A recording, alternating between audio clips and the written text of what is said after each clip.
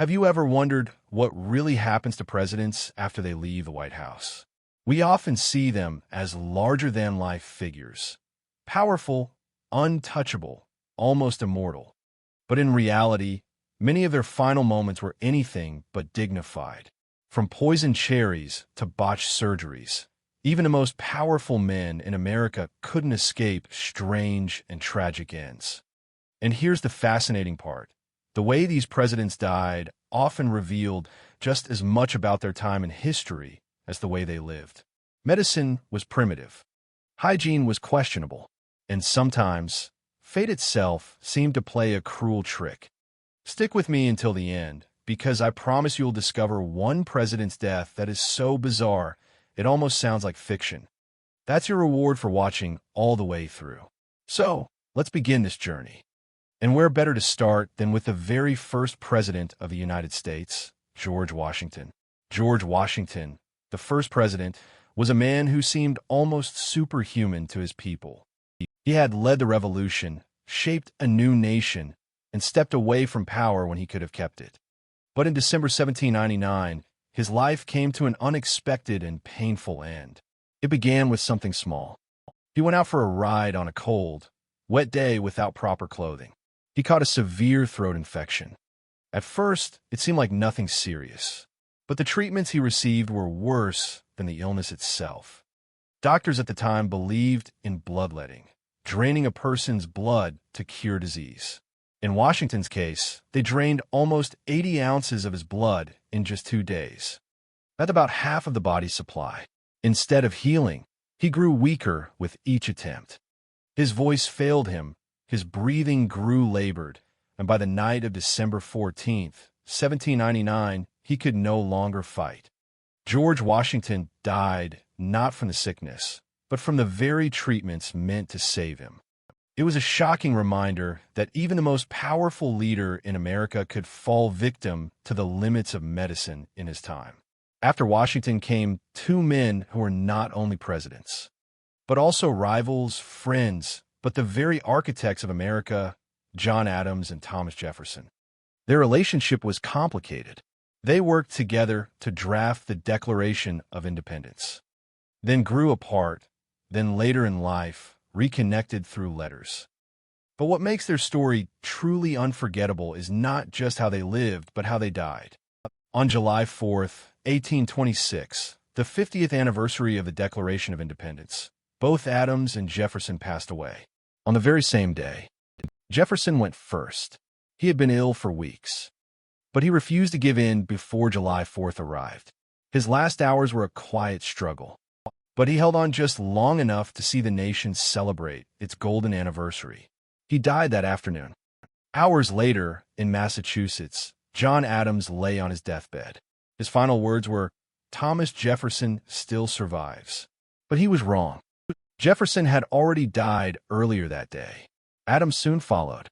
Two founding fathers, two presidents, united in death on the exact day that marked their greatest achievement. It felt almost like fate had written their final chapter. As if the story of Adams and Jefferson wasn't strange enough, the pattern continued just a few years later. James Monroe, the fifth president of the United States, also died on July 4th. The year was 1831, the 55th anniversary of the Declaration of Independence. Like Jefferson, Monroe had been in poor health for some time. And like Adams and Jefferson, his final day came not on an ordinary date, but on America's birthday. News of his passing shocked the nation. 3 of the first 5 presidents had now died on July 4th. To many Americans, it felt less like coincidence and more like destiny. The date that gave birth to the nation seemed to claim its leaders as well. It was almost as if Independence Day wasn't just a celebration of freedom, but also a reminder of the cost and the men who had paid it. Until 1841, every president who had died had done so years after leaving office. That changed with William Henry Harrison, the 9th president. His story is short but unforgettable. Harrison wanted to prove his strength during his inauguration. He gave the longest inaugural address in history, nearly 2 hours, while standing outside in the cold without a coat or hat. It was March, the weather was damp, and the chill cut through him. Within weeks, he fell ill with pneumonia. Doctors tried the usual treatments of the time, including bloodletting and various medicines. But nothing worked. Just 1 month after taking office, Harrison died. He served only 31 days, the shortest presidency in American history. His death shocked the nation. For the first time, Americans had to face the reality that a president could die while serving. And it raised a huge question: who takes over? That moment set the precedent for presidential succession that still exists today. In 1850, another president met a sudden and unusual end. Zachary Taylor, the 12th president, was known as Old Rough and Ready, a tough military hero who had survived countless battles. But what finally killed him was something far less dramatic: cherries and milk. On a hot July day, Taylor attended a 4th of July celebration. After hours in the sun, he cooled off by eating a large bowl of cherries and washing them down with iced milk. Within hours, he fell violently ill. His stomach cramped, fever set in, and his condition rapidly worsened. Doctors tried everything they knew at the time: bleeding, blistering, and doses of mercury. But after 5 painful days, Taylor was gone. For years, rumors swirled that he might have been poisoned, since his death came at a politically tense moment in history. But modern tests on his remains showed no signs of foul play. Most historians believe it was simply food poisoning made deadly by the medical practices of the day. The man who had survived war after war had been defeated by something as simple as a summer snack. No president's death shook the nation more than Abraham Lincoln's. It was April 1865, the Civil War was finally ending, and the country was beginning to heal. But Lincoln would not live to see peace. On the night of April 14th, he went to Ford's Theater in Washington, D.C. to watch a play.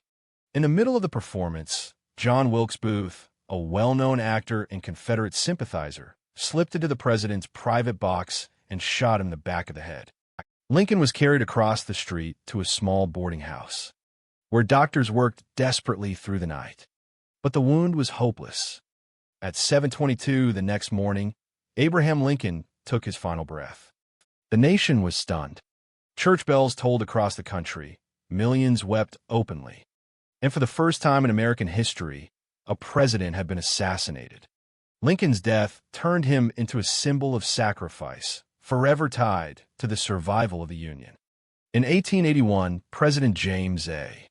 Garfield faced a tragedy that should have been preventable. On July 2nd, just 4 months into his presidency, he was shot at a Washington train station by Charles Guiteau, a disgruntled man who had been denied a government job. The bullet did not kill Garfield. In fact, doctors believed he could have survived. But medical care at the time was dangerously outdated. Instead of leaving the bullet alone, doctors repeatedly probed his wound with unwashed hands and unsterilized instruments. Germ theory was still new, and many physicians simply didn't believe in it. For 79 agonizing days, Garfield suffered from infections, fevers, and malnutrition. His body grew weaker and weaker until, on September 19th, 1881, he finally died. What killed Garfield wasn't the bullet. It was the doctors who tried to save him. Historians often point out that if he had received modern medical care, he would almost certainly have survived. 20 years after Garfield, another president fell to an assassin's bullet: William McKinley, the 25th president.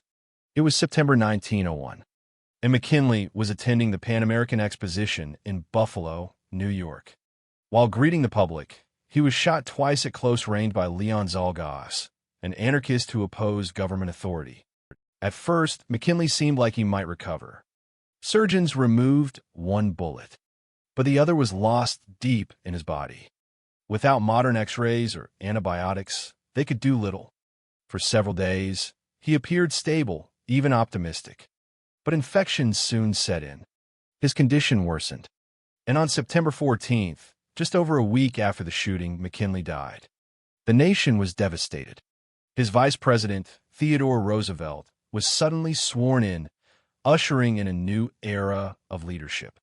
Like Garfield, McKinley's death revealed how limited medicine still was at the turn of the century. What might be treatable today was back then a slow and inevitable decline. Warren G. Harding, the 29th president, met a sudden and mysterious end in 1923. Harding was on a cross-country tour, traveling out west to reconnect with the American people. He seemed healthy enough, though often tired from the demands of the trip. While in San Francisco, Harding suddenly fell ill. At first, doctors thought it was food poisoning or an upset stomach, but his condition worsened quickly. On the evening of August 2nd, as his wife Florence read to him in their hotel room, Harding suddenly collapsed. Within moments, he was gone. The official cause was listed as a heart attack or stroke, though some historians still debate exactly what happened. His death shocked the nation, especially because it came at the height of his presidency. But what followed was just as dramatic. Harding's administration was later rocked by scandals, including the infamous Teapot Dome scandal. For many Americans, his sudden death seemed almost like history's way of cutting his presidency short before the truth fully unraveled. Franklin D. Roosevelt was the only president elected 4 times, guiding America through the Great Depression and World War II. To millions, he seemed unstoppable. But behind the scenes, his health was failing. By 1945, Roosevelt was visibly weak. He had lost weight, his blood pressure was dangerously high, and close aides worried he was pushing himself too hard. Still, he pressed on, determined to see the war through. On April 12, 1945, while resting at his retreat in Warm Springs, Georgia, Roosevelt complained of sudden, severe headache. Moments later, he collapsed. He had suffered a massive cerebral hemorrhage. By the time doctors arrived, it was too late. At just 63 years old, the president who had led America through some of its darkest times was gone. News of his death stunned the world. The war in Europe was weeks away from ending, yet Roosevelt would not live to see victory. His sudden passing left Harry Truman, the little-known vice president, to make some of the most fateful decisions in history, including the use of the atomic bomb. Roosevelt's death marked the end of an era. For many Americans, it felt like losing not just a leader, but a constant presence in their lives. November 22, 1963. Dallas, Texas. A day that changed America forever. President John F.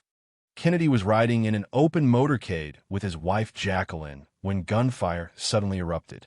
Shots rang out from the Texas School Book Depository. One bullet struck his neck, and another delivered a fatal wound to his head. The motorcade rushed to Parkland Memorial Hospital, but doctors could do nothing. Just 30 minutes after the shooting, Kennedy was pronounced dead. He was only 46 years old. The nation and the world was in shock. Millions watched the events unfold on television, from the assassination to the arrest of Lee Harvey Oswald, and then his own murder on live TV just 2 days later. Kennedy's death wasn't just the loss of a president. It felt like the loss of America's innocence. The young, hopeful leader who had inspired a generation was gone in an instant, leaving behind questions, grief, and a legacy frozen in time. Not every presidential death was violent or sudden. Many left office and lived quietly into old age, eventually passing from natural causes. Martin Van Buren, the 8th president, lived to 79 before dying of heart failure in 1862. James Madison, the father of the Constitution, died peacefully at 85, making him one of the longest living of the founders. Andrew Jackson passed away at 78 after years of illness. While Ulysses S. Grant, the Civil War hero, died of throat cancer in 1885 after finishing his memoirs. Later presidents also followed this pattern. Calvin Coolidge, Herbert Hoover, Dwight Eisenhower, Harry Truman, and Lyndon Johnson all died from heart disease or strokes. Gerald Ford lived the longest of all, reaching 93 before his death in 2006. These quieter endings lacked the drama of assassinations or medical mistakes, but they carried their own kind of weight. Each death marked the closing of a chapter in American history, reminding the nation that even its leaders could not escape the limits of time. From Washington's bloodletting to Kennedy's assassination, the deaths of American presidents tell a story of both power and fragility. Some were taken suddenly, others slowly. A few died peacefully, but many met strange, painful, but violent ends. When you look back, a pattern becomes clear. Being president has never been just about leading a country. It has also meant carrying a burden so heavy that it often shortens lives. For were assassinated. Several more died from poor medical care, and others simply wore down under the weight of history. It's a reminder that the presidency is not only the most powerful job in America, it may also be the most dangerous. So the next time you see a president smiling on stage, remember the hidden truth. Behind the speeches and ceremonies lies a long history of sacrifice, struggle, and mortality. And if you've watched all the way to the end, here's your reward. One of the strangest facts of all. 3 of the first 5 presidents, Adams, Jefferson, and Monroe, all died on July 4th, the very birthday of the nation. Coincidence? Or fate? That's for you to decide.